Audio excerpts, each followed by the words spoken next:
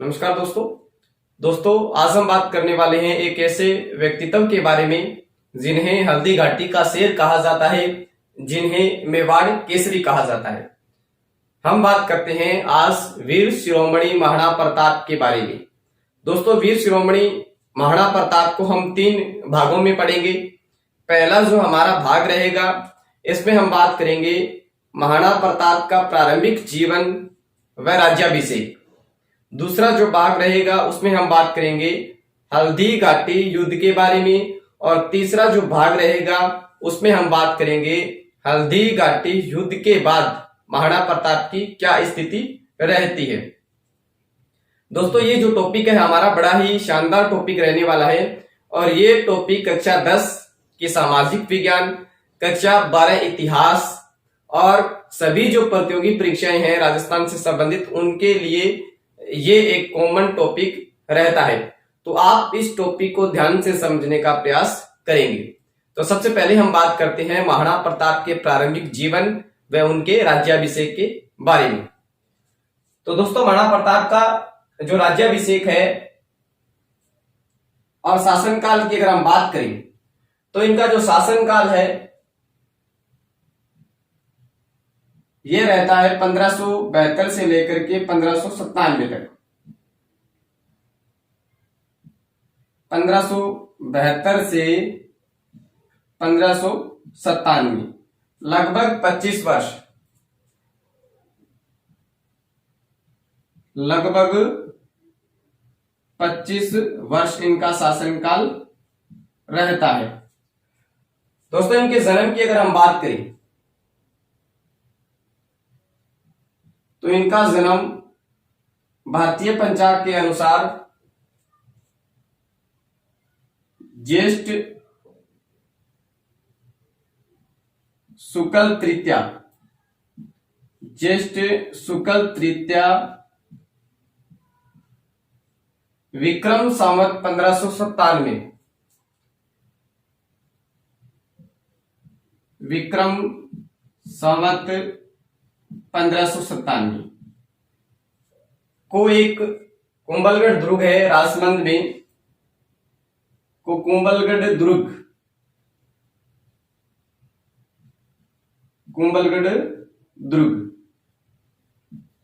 दोस्तों, कुंभलगढ़ दुर्ग में एक अंतः दुर्ग बना हुआ है जिसे मेवाड़ की आंख कहा जाता है।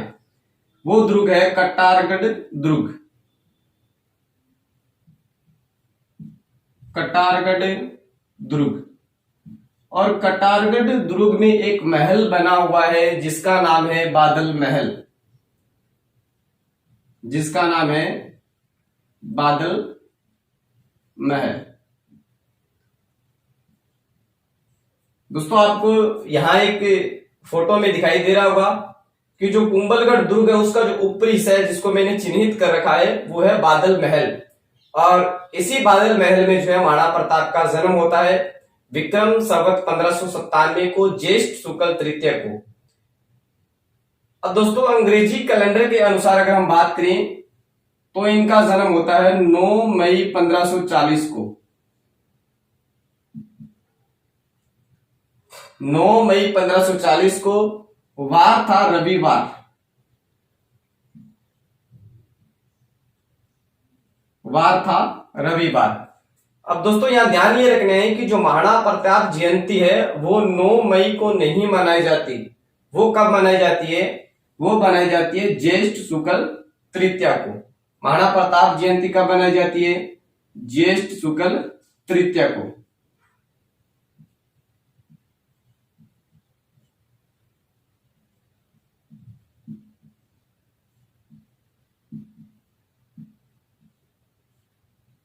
दोस्तों, इनकी माता का नाम था जीवंता बाई। जीवंता बाई के गर्भ से इनका जन्म होता है। माता का नाम था जीवंता बाई। जीवंता बाई पाली के अखेराज सोनगरा की पुत्री थी। इनके पिता का नाम था महाराणा उदय सिंह। पिता का नाम महाराणा उदय सिंह।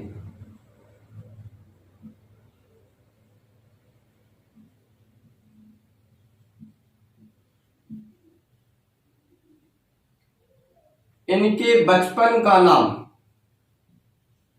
दोस्तों ध्यान ये रखना है कि इनका जो बचपन है मुख्यतः आदिवासियों के बीच में बीतता है और आदिवासी जो है इन्हें प्यार से किक्का कहते थे, किक्का कहकर संबोधित करते थे, जो एक छोटे बालक को पुकारने का सूचक है।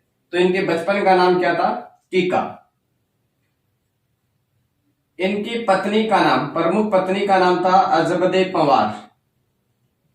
इनकी प्रमुख पत्नी का नाम था अजबदे पंवार।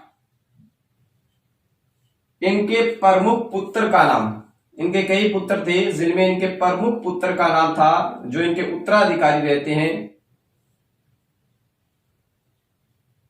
वो थे अमर सिंह। वो थे अमर सिंह प्रथम।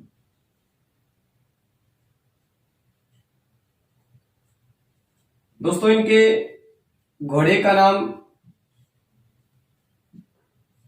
नाम सभी जानते हैं, जैसा कि नाम रहता है चेतक या चेतक। डॉक्टर गौरीशंकर हीराचंद ओझा और जो चेतक का स्मारक है उसमें जो नाम लिखा हुआ है वो कौन सा है? चेतक लिखा हुआ है। तो ये जो है इनके प्रारंभिक जानकारी है। अब दोस्तों जो महाराणा उदय सिंह है, इनका शासनकाल अपने पड़ा था 1537 से 1572 जो है इनका शासनकाल रहता है। 1537 से 1572 जो है इनका शासनकाल रहता है। इनकी 2 प्रमुख रानियां थी। ध्यान रखने की उनकी टोटल जो रानियां थी वो थी 20 और 20 रानियों से इनके 17 पुत्र थे। लेकिन इनकी 2 प्रमुख रानियां थी। एक का नाम था धीरबाई, एक का नाम था धीरबाई और एक का नाम था जयवंताबाई।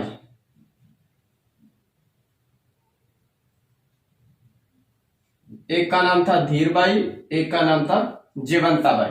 और इनके 3 प्रमुख पुत्र जो है उनका नाम, उनका उल्लेख इतिहास में मिलता है। एक था जगमाल, एक शक्ति सिंह और एक महाराणा प्रताप। दोस्तों शक्ति सिंह जो है ये उदय सिंह से रुष्ट होकर के इनके जीवन काल में ही अकबर की सेवा में चले गए थे।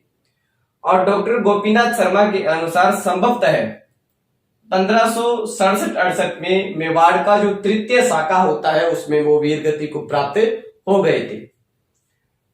बाकी जो पीछे बचते हैं 2 पुत्र, उनमें थे एक धीरबाई का पुत्र था जगमाल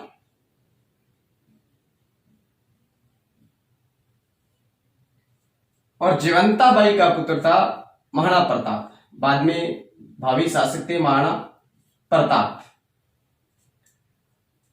उदय सिंह अपनी रानी धीरबाई से अत्यधिक प्रेम करते थे।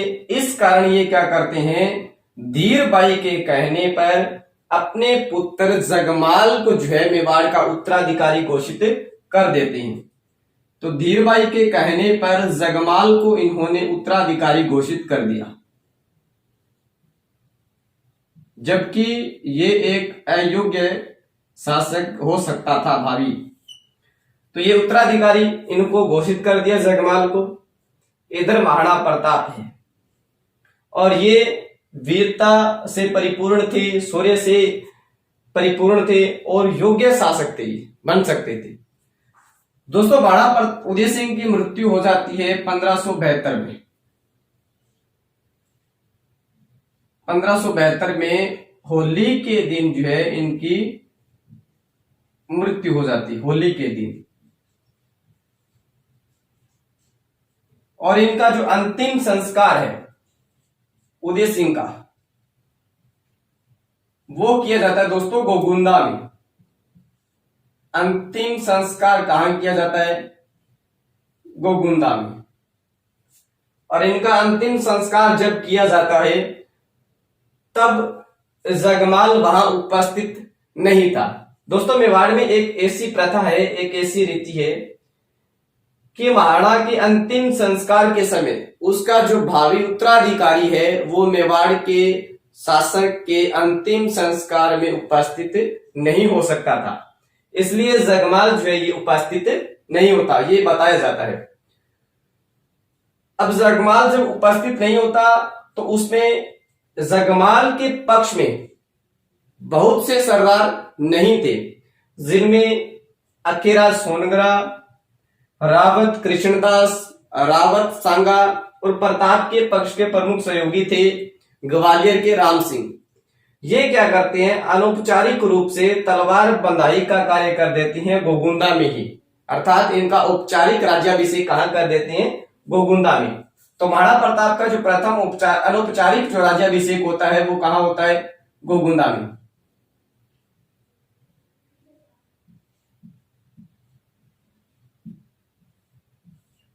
और किसके सहयोग से होता है, तो दोस्तों ध्यान रखना है कि सहयोग की अगर हम बात करें तो इनमें इनके जो प्रमुख सहयोगी रहते हैं वो रहते हैं रावत कृष्णदास, रावत कृष्णदास, रावत सांगा,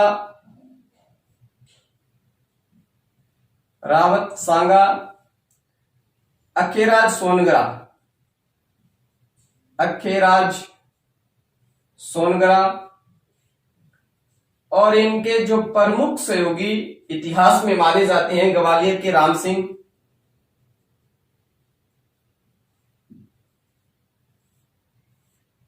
इनके सहयोग से जो है इनका अनौपचारिक रूप से राज्याभिषेक होता है। उसके बाद में दोस्तों राज्याभिषेक के तुरंत बाद में ये बढ़ते हैं महलों की ओर। इनका अंतिम संस्कार करने के बाद में इनका अनौपचारिक राज्याभिषेक होता है और उसके बाद में ये महलों की ओर बढ़ते हैं। अब महलों की ओर जब बढ़ते हैं देखते हैं कि जगमाल जो है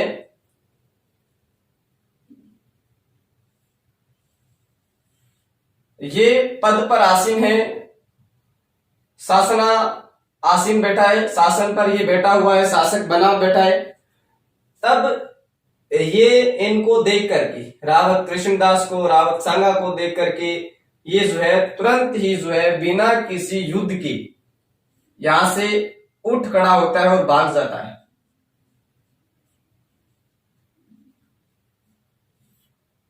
और यहां से भागकर बताया जाता है कि अकबर की सेवा में चला गया, अकबर की सेवा में चला गया, अकबर की सेवा में ये चला गया। अब दोस्तों अकबर की सेवा में जब ये जाता है तो अकबर इसे 2 जागीरें देता है प्रमुख रूप से। एक जागीर रहती है जहाजपुर की और एक इसे सिरोही का आधा भाग दे दिया जाता है। कालांतर में बहुत हल्दी घाटी युद्ध के बाद में भी इसका समय रहता है। कालांतर में 1583 में, बहुत समय बाद में जो है 1583 में दत्तानी के युद्ध में राव सुल्तान से युद्ध करता हुआ ये मारा जाता है।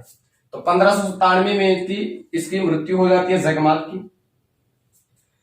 अब दोस्तों जब ये महाराणा प्रताप का राज्याभिषेक जो अपने होता है गोगुंदा में, उसके बाद में ये महलों की ओर बढ़ते हैं। जगमाल जो है इनको देख करके भाग जाता है। उसके बाद में जो है ये महाराणा प्रताप गोगुंदा से कुंभलगढ़ की ओर प्रस्थान करते हैं, कुंभलगढ़ की ओर ये प्रस्थान करते हैं। और कुंभलगढ़ दुर्ग में जो है इनका विधिवत रूप से जो है राज्याभिषेक होता है। और राज्याभिषेक का समारोह जो है वो कहां होता है, कुंभलगढ़ दुर्ग में होता है, विधिवत राज्याभिषेक। तो इनका 2 बार राज्याभिषेक होता है।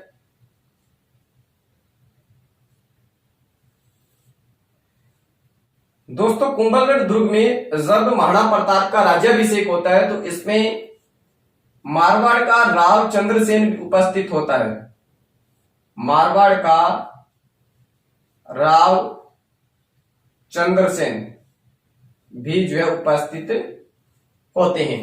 तो इस तरीके से जो है संघर्ष किए बिना ही महाराणा प्रताप जो है मेवाड़ के शासक बन जाते हैं। ये जो सारा घटनाक्रम है राज्याभिषेक होने तक का, इसे बोलते हैं राजमहलों की रकतहीन क्रांति। क्या कहते हैं, राजमहलों की रकतहीन क्रांति से कहा जाता है। दोस्तों जब ये शासक बनते हैं महाराणा प्रताप, तब इनकी आयु थी 32 वर्ष। 32 वर्ष की आयु में ये मेवाड़ के शासक बनते हैं। तो ये इनका प्रारंभिक जीवन रहता है, राज्याभिषेक के समय तक की घटना रहती है।